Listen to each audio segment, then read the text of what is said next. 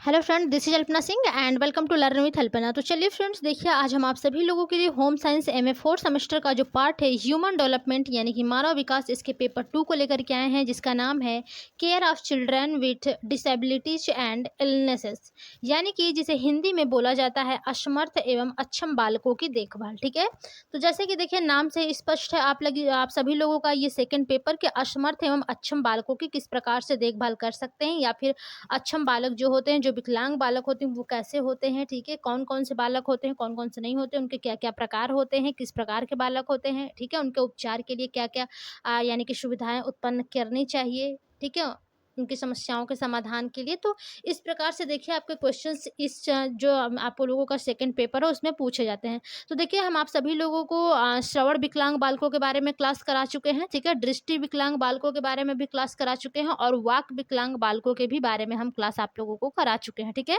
तो आज का जो हमारा क्लास रहेगा फ्रेंड्स, वो आपका क्लास रहेगा विरूपति या फिर अपंग बालक।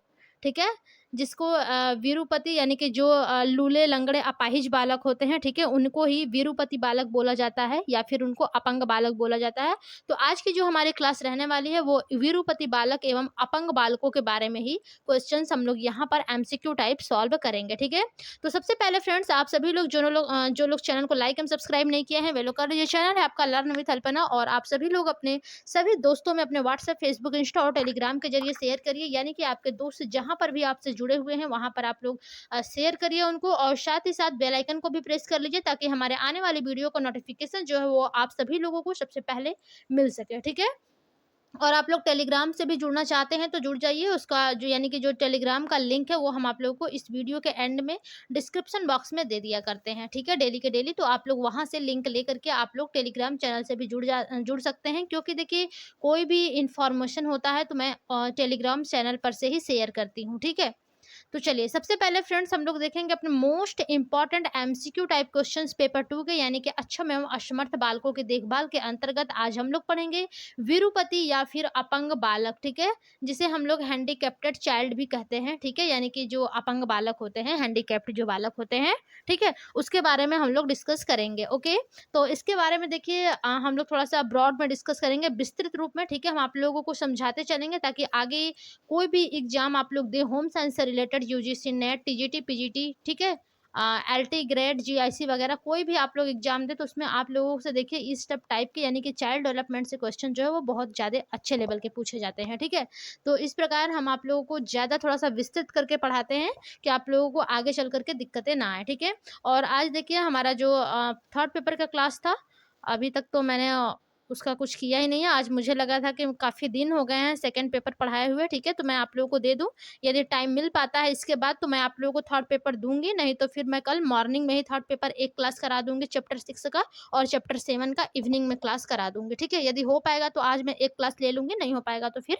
कल 2 क्लास अटेंड कर लिया जाएगा। ठीक है, थर्ड पेपर के। ओके, तो चलिए सबसे पहले हम लोग अपने पहले क्वेश्चन की ओर चलेंगे, विरूपति और अपंग बालकों से संबंधित जो हमारा क्वेश्चन है। ठीक है, क्वेश्चन है कि जो बालक लूले लंगड़े व अपाहिज होते हैं, ठीक है, यानी कि जो बालक लूले लंगड़े व अपाहिज होते हैं, जिनकी मांसपेशियां व हड्डियां पूर्ण रूप से विकसित नहीं होती हैं, वे किस प्रकार के बालकों के अंतर्गत आते हैं। ठीक है, किस प्रकार के बालकों के अंतर्गत आते हैं।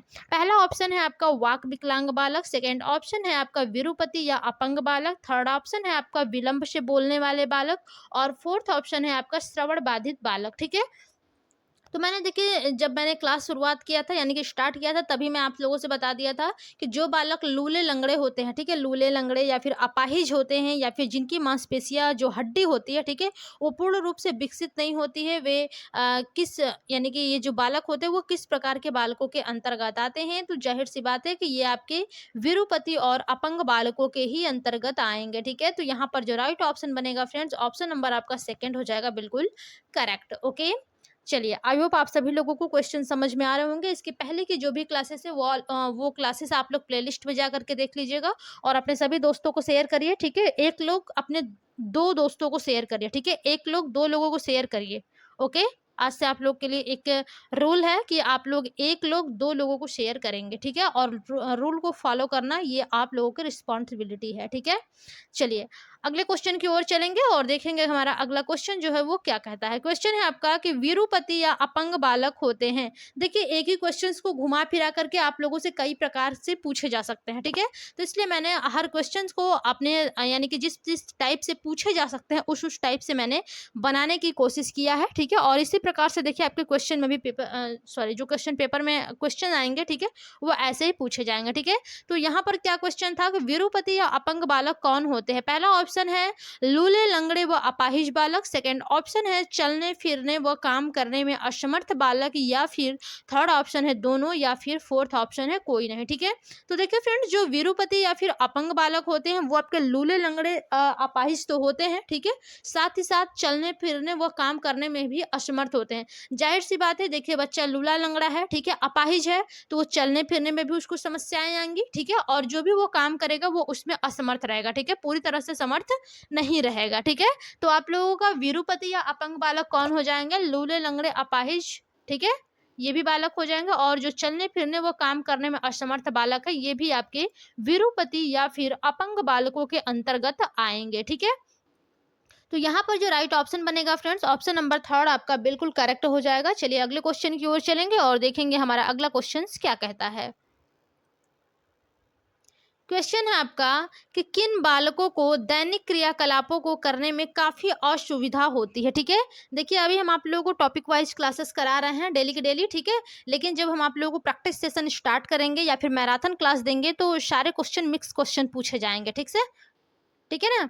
यानी कि सारे क्वेश्चन जो है वो मिक्स रूप में पूछे जाएंगे ताकि आप लोगों को भी पढ़ाई करने में मजा आए थोड़ा सा, और जो क्वेश्चन है वो थोड़ा ज्यादा तरीके से आप लोग तैयार कर सके, ठीक है। और देखिए आप लोगों को ये सब क्वेश्चन को नोट बनाने की जरूरत नहीं है, बस जहां पर कोई इंपॉर्टेंट चीज आ रहा है तो आप लोग अपने कॉपी में नोट कर सकते हैं। बाकी आप लोग 2-3 बार वीडियो देखिए, सारे क्वेश्चन आप लोगों के तैयार हो जाएंगे, ठीक है।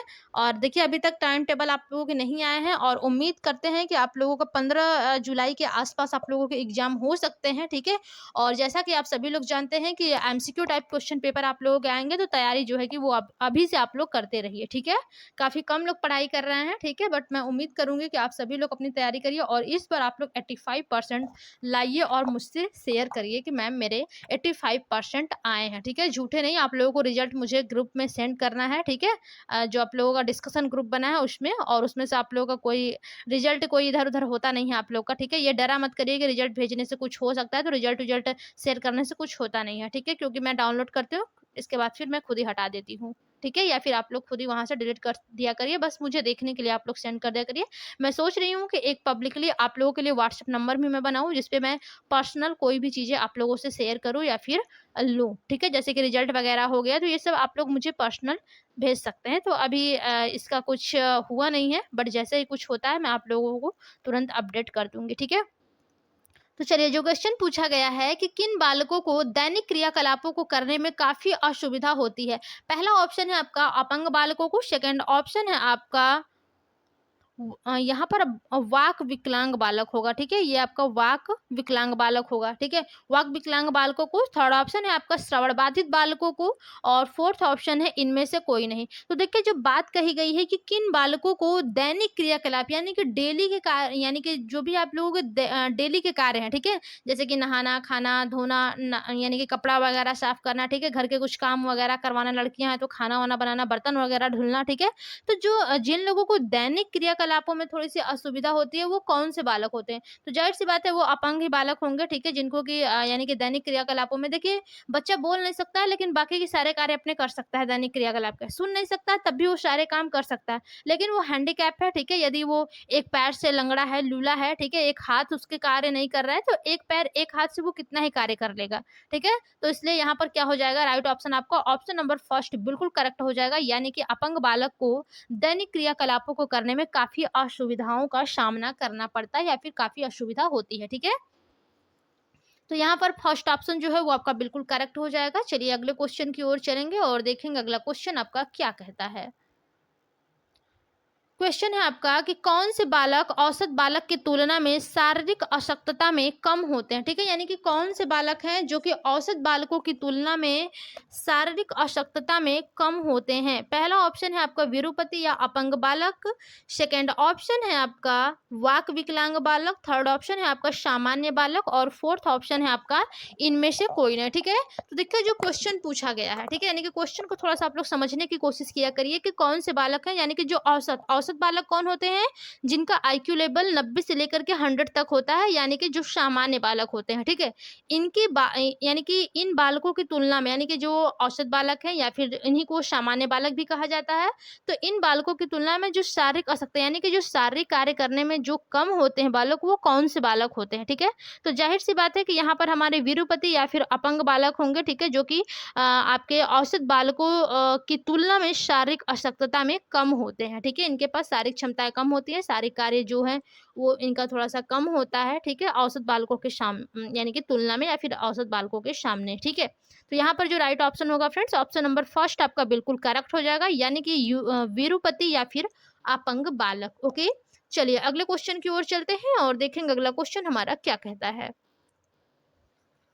क्वेश्चन है आपका कि विरूपण के कितने प्रकार एवं कारण होते हैं। ठीक है, यानी कि जो विरूपण है, जो अपंग बालक है, उनके कितने प्रकार या फिर कारण होते हैं। ठीक है, पहला ऑप्शन है 2, थर्ड सेकंड ऑप्शन है आपका 3, थर्ड ऑप्शन है आपका 4 और फोर्थ ऑप्शन है आपका 6। ठीक है, तो देखिए फ्रेंड, जो विरूपण के प्रकार या फिर कारण होते हैं वो 4 प्रकार के कारण होते हैं। कितने कारण होते हैं? 4 प्रकार के। अगले यानी कि अगले वाले क्वेश्चन में हम लोग डिस्कस करेंगे कि कौन कौन से कारण इनके या फिर प्रकार होते हैं। ठीक है, तो यहाँ पर आप लोग समझिए कि इस प्रकार से भी आपको क्वेश्चन पूछे जा सकता है। देखिए, जैसे कि फर्स्ट सेमेस्टर में आप लोगों को पूछे थे मेरिडीथ के कितने चक्कर होते हैं। ठीक है, तो आप लोगों ने गलत कर दिया था, कुछ ही लोगों ने बताया था उसमें 4 चक्र होते हैं। ठीक है, मेरिडीथ के। तो इसी प्रकार से देखिए क्वेश्चन पूछे जा सकते हैं कि विरूपण के कितने प्रकार एवं कारक होते हैं, तो ये भी आपके 4 प्रकार के होते हैं। चलिए देखते हैं अगले क्वेश्चन की ओर।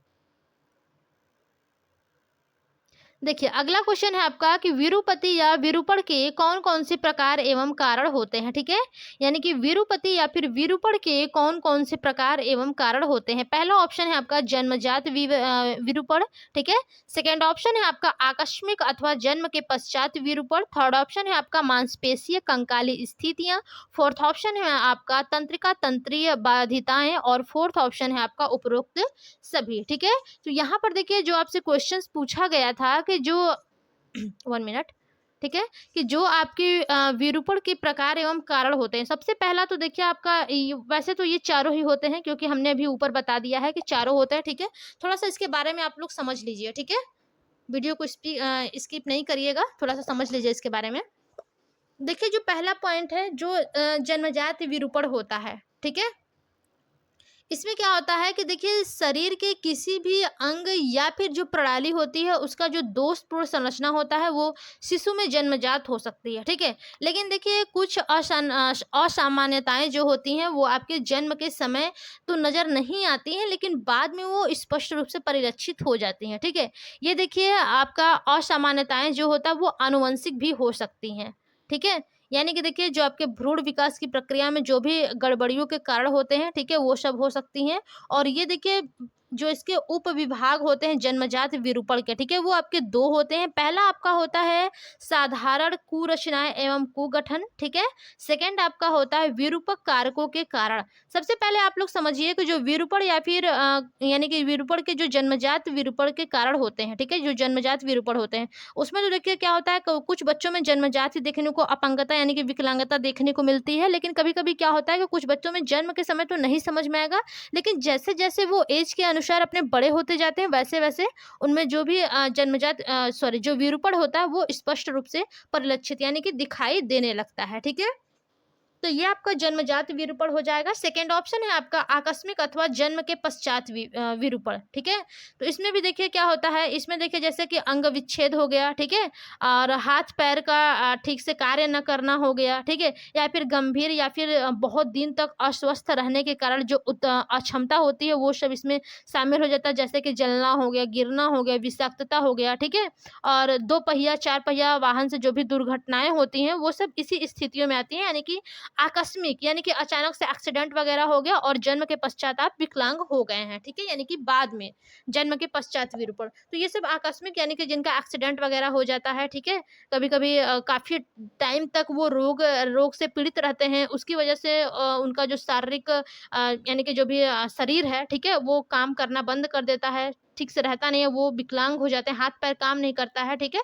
तो ये सब आपके आकस्मिक एवं जन्म के पश्चात के विरूपण है, ठीक है। अब तीसरा पॉइंट है आपका मांसपेशीय कंकाली स्थितियां। इसमें क्या होता है कि देखिए जो कुछ बालक होते हैं फ्रेंड्स वो कुछ यानी कि शारीरिक रूप से अक्षम हो जाते हैं, ठीक है, क्योंकि देखिए जो उनमें मांसपेशियां होती हैं एवं जो उसमें अस्थि तंत्र संबंधी समस्याएं होती हैं उसका उनको सामना करना पड़ता है, जिसमें कि देखिए जैसे उनका पैर हो गया, हाथ हो गया, ठीक है, विभिन्न जोड़ हो गया, आपकी रीढ़ की हड्डी हो गई, ठीक है, ये सब आपका प्रभावित होकर उसके यानी कि उनका चलना, खड़े होना, बैठना एवं हाथों का उपयोग करना, ठीक है, ये सब कठिन या फिर असंभव हो जाता है। तो ये सब आपके मांसपेशी कंकाली स्थितियां के अंतर्गत आता है, यानी कि जो इस प्रकार के बच्चे होते हैं उनके जो भी अ, हाथ पैर रीढ़ की हड्डी ये सब जो भी प्रभावित होता है ये सब आपके मांसपेशी कंकाली स्थितियों के अंतर्गत आता है विरूपण के कारण में, ठीक है। और फोर्थ ऑप्शन है आपका तंत्रिका तंत्रीय बाधिताएं, ठीक है। फोर्थ क्या है आपका तंत्रिका तंत्रीय बाधिताएं। इसमें क्या होता है कि देखिए जो तंत्रिका तंत्रीय बाधाएं होती हैं फ्रेंड्स वो केंद्रीय तंत्रिका प्रणाली के हिस्से मस्तिष्क यानी कि ब्रेन में, ठीक है, और आपका सुषुम्ना नाड़ी जो होता है स्पिनियल कॉर्ड, ठीक है, उसमें संरचनात्मक एवं कार्यात्मक समस्याएं होती है जिसकी वजह से जो बच्चे हैं उसमें कई प्रकार की समस्याएं हो सकती हैं, ठीक है। और जो आपकी तंत्रिका तंत्रीय बाधिता होती है फ्रेंड्स उसके देखिए कुछ प्रभावित लक्षण भी होते हैं जैसे कि मानसिक मंदता हो गया, ठीक है, बच्चा का जो बुद्धि लब्धि है वो मंद गति से कार्य कर रहा है, जो भी मानसिक क्षमता है वो कम हो गया है, ठीक है। अधिगम समस्या यानी कि लर्निंग प्रॉब्लम्स जो होता है, ठीक है, अवबोध समस्याएं इसमें आ जाती हैं, समन्वय का अभाव हो जाता है, ध्यान विचलन हो जाता है, ठीक है, संवेगात्मक असंतुलन हो जाता है और आपका वाणी तथा भाषा विकार भी इसके साथ प्रमुख तंत्रिका तंत्रीय बाधिताएं होती हैं, ठीक है। तो ये सब आपके विरूपति या फिर विरूपण के प्रकार और कारण होते हैं, यानी कि जन्मजात विरूपण, आकस्मिक या फिर जन्म के पश्चात विरूपण, मांसपेशी कंकाली स्थितियां, तंत्रिका तंत्रीय बाधाएं और पांचवा आपका लास्ट था उपरोक्त सभी, ठीक है। तो यहाँ पर जो राइट ऑप्शन बनेगा फ्रेंड्स ऑप्शन नंबर आपका फिफ्थ बिल्कुल करेक्ट हो जाएगा, यानी कि उपर्युक्त सभी, ठीक है। चलिए अब हम लोग अपने अगले क्वेश्चन की ओर चलेंगे और देखेंगे अगला क्वेश्चन हमारा क्या कहता है। देखिए क्वेश्चन है आपका कि जन्मजात विरूपण के अंतर्गत कौन कौन से कारण आते हैं। अभी अभी हमने आपको बताया था कि जन्मजात विरूपण के अंतर्गत कौन कौन से कारण आते हैं। पहला तो आपका होता है साधारण कुरचनाएं अथवा कुगठन, ठीक है, और दूसरा आपका होता है विरूपक कारकों के कारण, ठीक है, तीसरा आपका होता है दोनों और चौथा होता है इनमें से कोई नहीं, ठीक है। तो सबसे पहले देखिए हम लोग पहले पॉइंट के वैसे तो ये दोनों ही आपके मोस्ट इंपॉर्टेंट सही है, ठीक है, साधारण कुरचनाएं अथवा कुगठन और सेकंड आपका विरूपक कारकों के कारण, ठीक है। तो सबसे पहले हम लोग यहाँ पर पहला पॉइंट पढ़ेंगे यानी कि समझेंगे कि क्या है साधारण कुरचना अथवा कुगठन। ये देखिए क्या होता है कि ये जो आपका जन्मजात दोषपूर्ण जो हृदय विकार होता है, ठीक है, जो कि हृदय के कार्य करने की क्षमता को कम कर देती है और ये स्थिति जो होती है वो बच्चे के सामान्य यानी कि जीवन जीने से रोकती है, यानी कि ये जो स्थिति होती है वो बच्चों को सामान्य जीवन जीने से रोकती है तथा इसीलिए लंबे व महंगे चिकित्सीय उपचारों की आवश्यकता होती है जिससे कि जो बच्चा होता है वो विरूपित हो जाता है, विकलांग हो जाता है, ठीक है।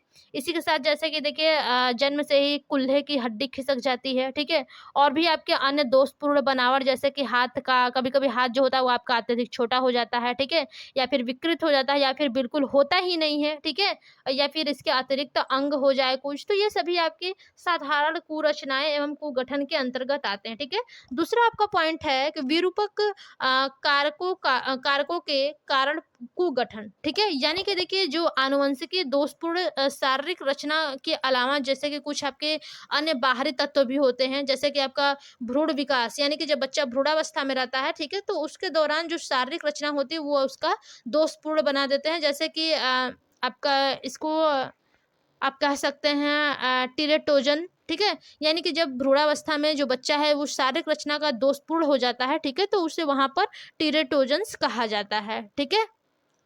तो ये दोनों ही आपके जन्मजात विरूपण के अंतर्गत आते हैं। ओके, तो यहाँ पर फर्स्ट एंड सेकंड ऑप्शन बिल्कुल करेक्ट हो जाएगा। तो यहाँ पर जो राइट ऑप्शन बनेगा ऑप्शन नंबर थर्ड हो जाएगा बिल्कुल करेक्ट, यानी कि दोनों। चलिए अगले क्वेश्चन की ओर चलेंगे और देखेंगे अगला क्वेश्चन हमारा क्या कहता है। क्वेश्चन है आपका कि आकस्मिक अथवा जन्म के पश्चात विरूपण के कौन कौन से कारण होते हैं। ठीक है, अभी अभी हमने इसको भी बताया था कि आकस्मिक और जन्म के पश्चात विरूपण के कौन कौन से कारण होते हैं। पहला तो आपका अंग विच्छेद होता है। ठीक है, सेकेंड ऑप्शन आपका हाथ पैर का ठीक से कार्य न करना। थर्ड ऑप्शन आपका होता है गंभीर व दीर्घकालीन अस्वस्थता के कारण। फोर्थ है उत्पन्न अक्षमता। और फिफ्थ ऑप्शन उपरोक्त सभी। तो सबसे पहले देखिए पहला पॉइंट क्या होता है, अंग विच्छेद, यानी कि आकस्मिक अथवा जन्म के पश्चात विरूपण के कौन। अंग विच्छेद का मतलब जैसे कि अचानक आपका दुर्घटना वगैरह हो गया, ठीक है, तो आपका मान लीजिए हाथ टूट गया या फिर कट गया तो वो जुड़ नहीं सकता है, तो वो एक प्रकार से अंग विच्छेद हो गया। ठीक है, सेकंड पॉइंट में दिया है आपका हाथ पैर का ठीक से कार्य न करना, जैसे कि आपका जन्म के यानी कि जन्म के तुरंत बाद तो कुछ भी आपको समस्याएं दिखती नहीं है, लेकिन धीरे धीरे कुछ टाइम के बाद जैसे कि आपके हाथ पैर हो गए वो कभी कभी कार्य करना ही बंद कर देते हैं या फिर ठीक से कार्य नहीं करते हैं। ठीक है, तो ये सब आपके आकस्मिक और जन्म के पश्चात विरूपण के कारण होते हैं। ठीक है, थर्ड है कि गंभीर व दीर्घकालीन अस्वस्थता के कारण, यानी कि मान लीजिए व्यक्ति रोगी हो गया है, ठीक है, रोग से ग्रसित है, पीड़ित है बच्चा, ठीक है, या फिर व्यक्ति कोई भी है ग्रसित है रोग से, तो वो ज्यादा लंबे समय तक यानी कि गंभीर रोगों से दीर्घकालीन यानी कि लंबे समय तक वो अस्वस्थ है, तो वहां पर वो क्या हो जाएगा, आकस्मिक व जन्म के पश्चात विरूपण के वो कारण हो सकते हैं। ठीक है, चौथा आपका क्या होता है,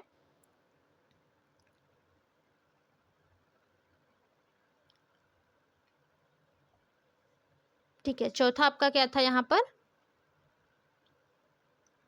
उत्पन्न अक्षमता, यानी कि देखिए जैसे कि आकस्मिक या फिर जन्म के पश्चात क्या होता है, कभी कभी व्यक्ति में क्या होता है कि अक्षमता, वो विकलांगता के कारण उसमें जो भी उत्पन्न क्षमताएं होती है वो अक्षमता का रूप ले लेती हैं। ठीक है, जैसे कि वो कोई भी कार्य करने में असमर्थ होता है, ठीक है, उसके अंतर्गत वो क्षमता ही नहीं होती। ठीक है, तो जो भी उसके उत्पन्न क्षमताएं होती है वो अक्षमता का कारण बन जाती है। ठीक है, तो ये सब आपके आकस्मिक अथवा जन्म के पश्चात विरूपण के कारण होते हैं। ठीक है, तो यहाँ पर आपके फोर्थ यानी कि जो भी 4 पॉइंट्स दिए गए हैं ये चारों के चारों आपको मोस्ट इंपॉर्टेंट करेक्ट है। ठीक है, तो यहाँ पर जो राइट ऑप्शन बनेगा फ्रेंड्स ऑप्शन नंबर फिफ्थ आपका बिल्कुल राइट हो जाएगा, यानी कि करेक्ट हो जाएगा, यानी कि उपरोक्त सभी। ठीक है, चलिए अगले क्वेश्चन की ओर चलेंगे और देखेंगे अगला क्वेश्चन आपका क्या कहता है। ठीक है,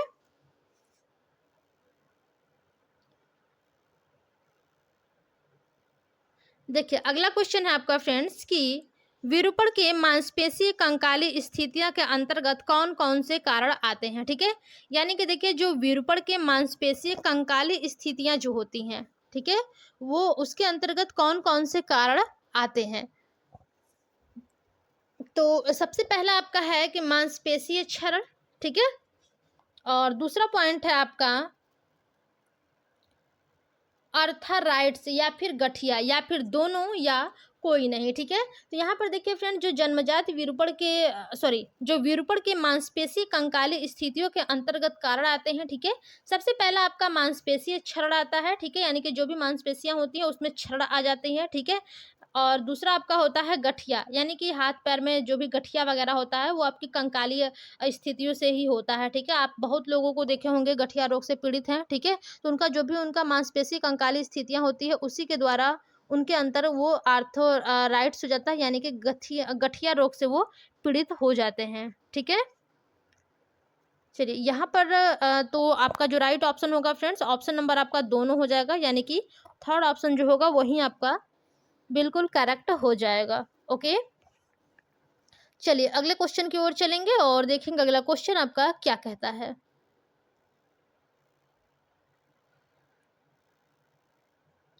क्वेश्चन है आपका कि किस बाध्यता के अंतर्गत कुल्हे की हड्डी, ठीक है, ये आपका हड्डी रहेगा फ्रेंड्स, हड्डी हो गया है, सही कर लीजिएगा। ठीक है, कि किस बाध्यता के अंतर्गत कुल्हे की हड्डी के सिर गोल के स्थान पर चपटे हो जाते हैं, जिससे कुल्हे का असामान्य आकार जो होता है वो कमर एवं रीढ़ में असामान्य आकार, कमर एवं रीढ़ में असामान्य घुमाव, कूल्हे के जोड़ के गति के कारण अत्यंत कठिन व कई बार असंभव हो जाता है। यानी कि सबसे पहले आपको मोस्ट इम्पोर्टेंट यहाँ तक केवल मान लीजिए यही आपका क्वेश्चन है कि किस बाध्यता के अंतर्गत कूल्हे की जो हड्डी है वो सिरे के गोल के स्थान पर, यानी कि हड्डी के सिरे के पर जो गोल हड्डी होता है वो ना, ठीक है, तो उसके स्थान पर जो उसकी हड्डी होती है कूल्हे की वो चपटी हो जाती है। पहला ऑप्शन है यानी कि किस बाध्यता के कारण, ठीक है। पहला ऑप्शन है आपका स्कोलियोसिस, ठीक है। सेकंड ऑप्शन है आपका क्लब फुट, थर्ड ऑप्शन है आपका आर्थ्रोग्रिपोसिस और फोर्थ ऑप्शन है आपका ऑस्टियोमाइलेसिस, ठीक है।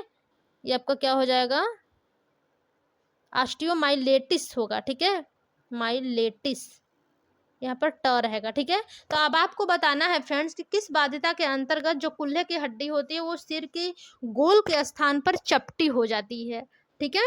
तो यहाँ पर आपका जो करेक्ट ऑप्शन हो जाएगा वो आपका ऑप्शन नंबर फर्स्ट होगा। देखिए जो स्कोलियोसिस होता है, ठीक है, इसमें देखिए जो कूल्हे की हड्डी होती है वो सिर के गोल के स्थान पर चपटे हो जाते हैं, जिससे कि जो आपका कूल्हा होता है, ठीक है, वो असामान्य आकार, कमर एवं रीढ़ में असामान्य घुमाव के कारण जो कूल्हे होते हैं इसके जोड़ की गति देना अत्यंत कठिन व कई बार असंभव हो जाता है, ठीक है। तो जो राइट ऑप्शन बनेगा फ्रेंड्स, ऑप्शन नंबर फर्स्ट आपका बिल्कुल करेक्ट हो जाएगा। चलिए अगले क्वेश्चन की ओर चलेंगे और देखेंगे अगला क्वेश्चन आपका क्या कहता है। देखिए क्वेश्चन है आपका कि किस बाध्यता के अंतर्गत ये एक या दोनों पैरों के जोड़े से अंदर या बाहर की ओर घूम जाते हैं, ठीक है, जिससे बच्चा खड़ा होना व चलना कठिन वो बाधित हो जाता है। यानी कि किस बाध्यता के अंतर्गत जो दोनों पैर के जोड़ हैं, ठीक है, वो अंदर या बाहर की ओर घूम जाते हैं, जिससे कि जो बच्चा है, ठीक है, वो खड़ा होना, ठीक है, या फिर वो चलना उसके लिए कठिन वो बाधित हो जाता है। तो किस बाध्यता के अंतर्गत ये सब होता है कि बच्चा खड़ा नहीं हो सकता है, ठीक है, या फिर चल नहीं सकता है। यानी कि देखिए आप सभी लोगों का जो पैर है, ठीक है, वो यानी कि जो मुड़ता है तो वो कैसे मुड़ता है, आप लोग बैठते हैं तो जो आपका घुटना है वो बाहर की तरफ निकल जाता है, ठीक है। लेकिन देखिए एक रोग होता है, ठीक है, जिससे कि जो उसका पैर होता है वो बाहर की तरफ भी मुड़ जाता है, अंदर की तरफ भी मुड़ जाता है, तो जिससे जो बच्चा है उसको चलने या फिर बैठने या फिर खड़े होने में दिक्कत आती है, ठीक है। तो किस बाध्यता के अंतर्गत ये सब होता है, पहला ऑप्शन है आपका आर्थ्रोग्रिपोसिस, सेकंड ऑप्शन है आपका क्लब फुट, थर्ड ऑप्शन है आपका ऑस्टियोमाइलेटिस और फोर्थ ऑप्शन है आपका स्कोलियोसिस। तो यहाँ पर देखिए जो राइट ऑप्शन बनेगा फ्रेंड्स, यहाँ पर क्या हो जाएगा आपका ऑप्शन जो है वो आपका सेकंड बिल्कुल करेक्ट हो जाएगा, यानी कि क्लब फुट, ठीक है। इसके अंतर्गत देखिए क्या होता है, जो क्लब फुट है इसमें क्या होता है कि दोनों पैर की जो एड़ी होती है, ठीक है, जो देखिए दोनों पैर की जो एड़ी होती है वो अंदर या बाहर की ओर घूम जाते हैं, ठीक है। सॉरी यहाँ पर हमने क्वेश्चन थोड़ा सा गलत टाइपिंग हो गया, ठीक है, ये आपका एड़ी रहेगा, ओके।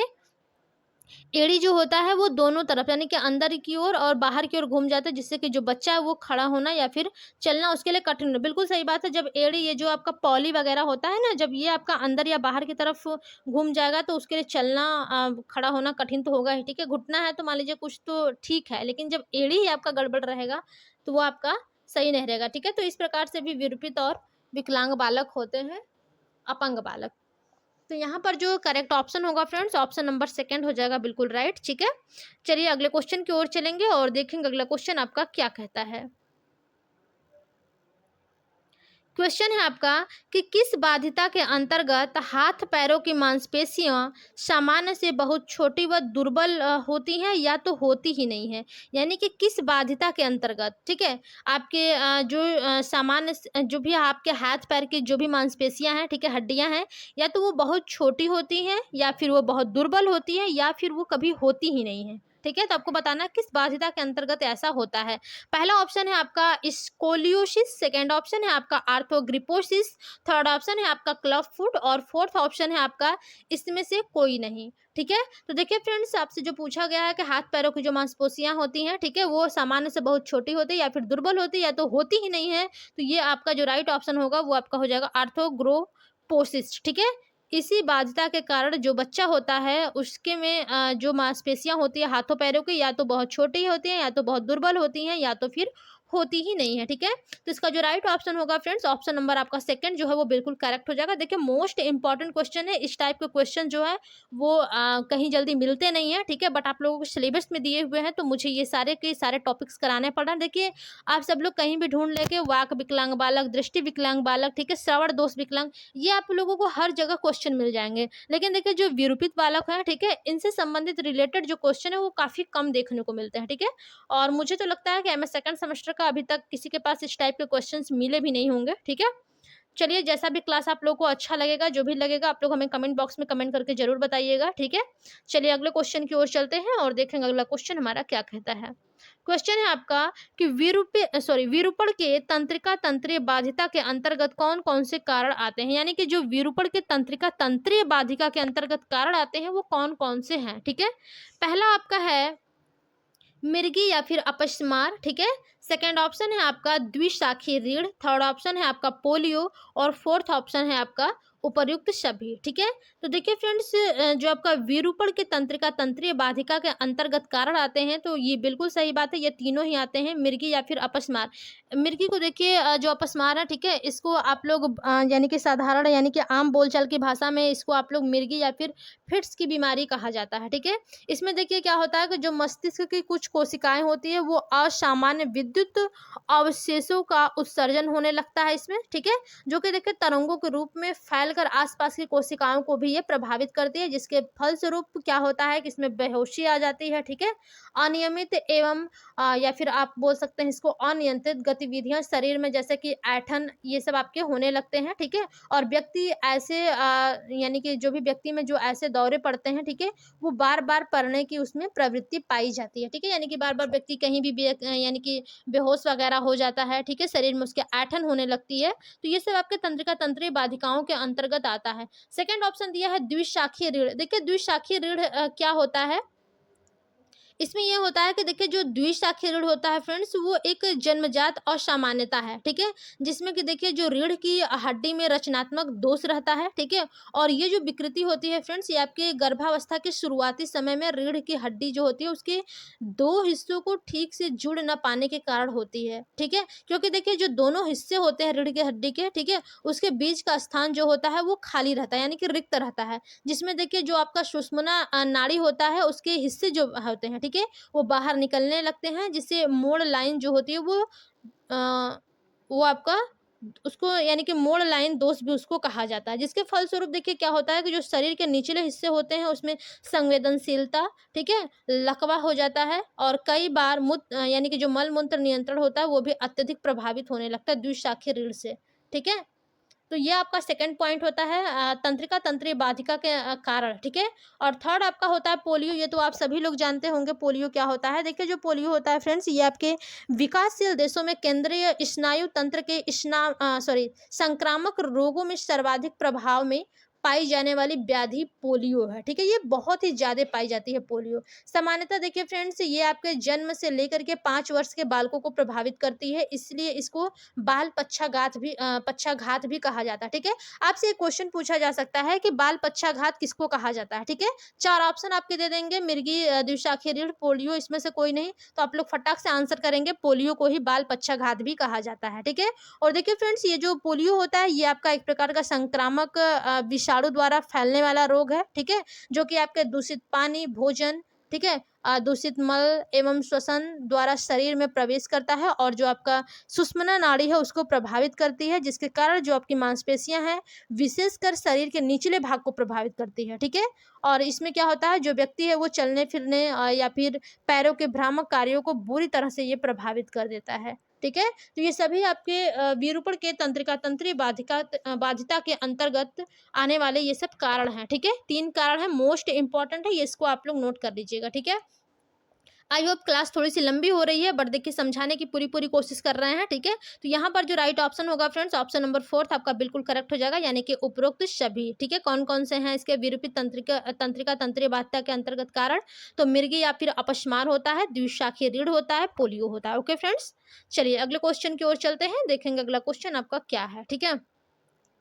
क्वेश्चन है कि सामान्यतया बाल पक्षाघात या पोलियो, ठीक है, पोलियो है, पोलियो कितने प्रकार का होता है, ठीक है, यानी कि सामान्यतः जो बाल पक्षाघात है या फिर जो पोलियो है वो कितने प्रकार का होता है? 3 प्रकार का होता है, 4 प्रकार का होता है, 6 प्रकार का होता है या फिर 7 प्रकार का होता है, ठीक है। तो देखिए फ्रेंड, जो सामान्यतः बाल पक्षाघात या फिर पोलियो होता है वो कितने प्रकार के होते हैं? तो वो आपके 3 प्रकार के होते हैं और ये जो तीनों प्रकार है इसको हम निचले वाले क्वेश्चन में बताएंगे, ठीक है। तो यहाँ पर जो राइट ऑप्शन होगा फ्रेंड्स, ऑप्शन नंबर आपका फर्स्ट बिल्कुल करेक्ट हो जाएगा।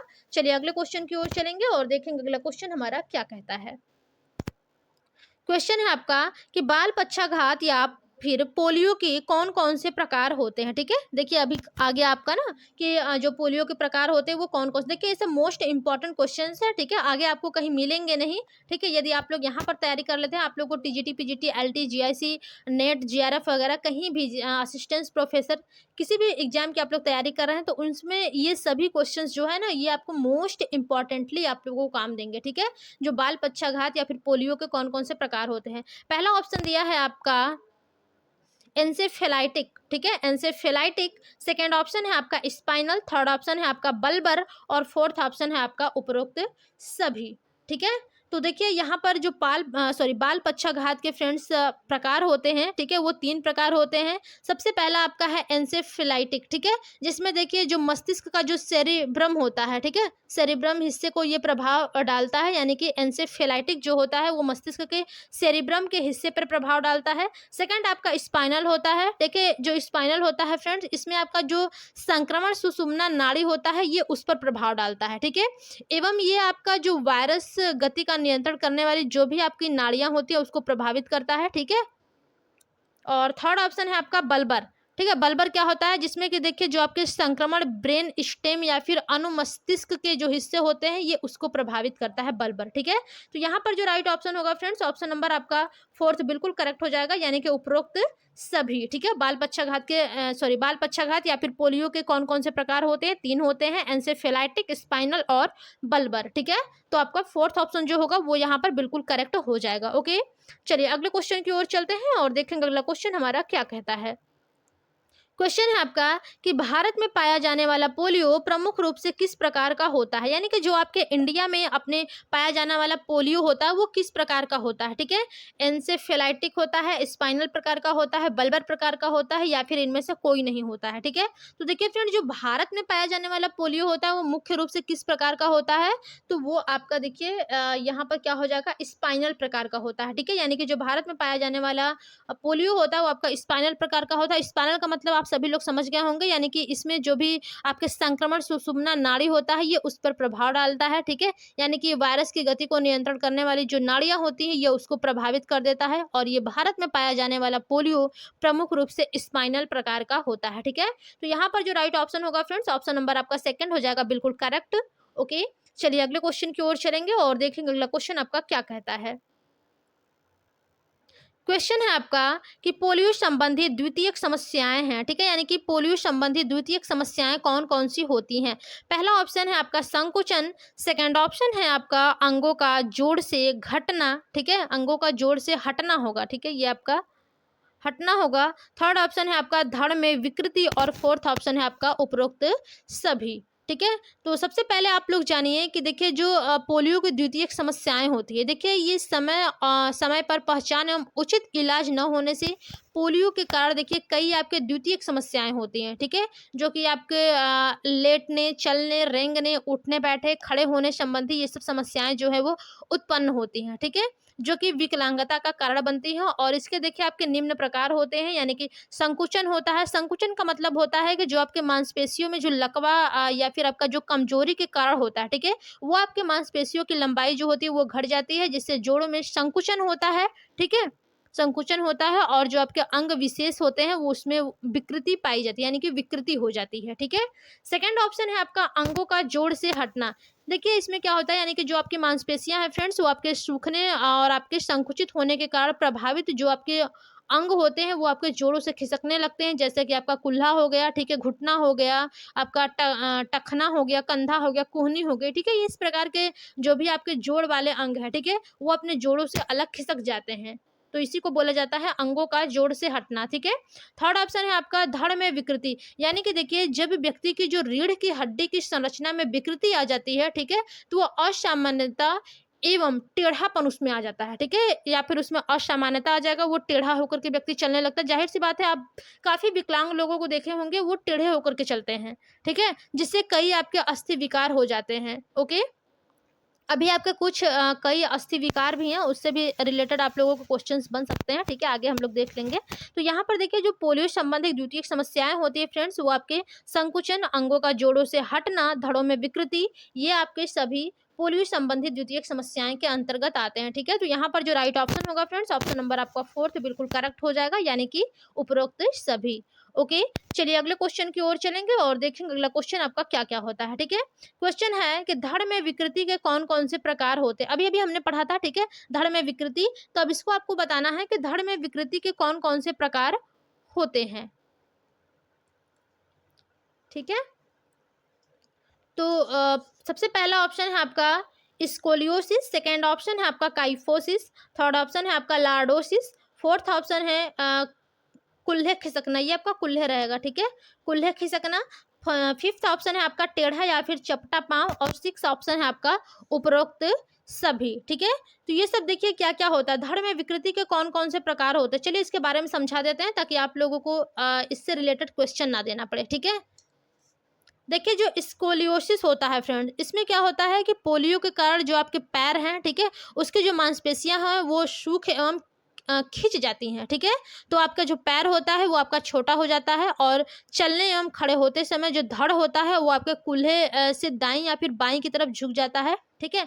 आप किसी को भी देखिएगा जो पैर से व्यक्ति विकलांग होगा, या तो उसका दाहिना पैर विकलांग होगा या फिर बायां पैर विकलांग होगा, तो आप उसको देखेंगे थोड़ा सा टेढ़ा होकर के वो चलेगा, झुक के चलेगा, ठीक है। तो इसको क्या बोला जाता है, स्कोलियोसिस बोला जाता है, ठीक है।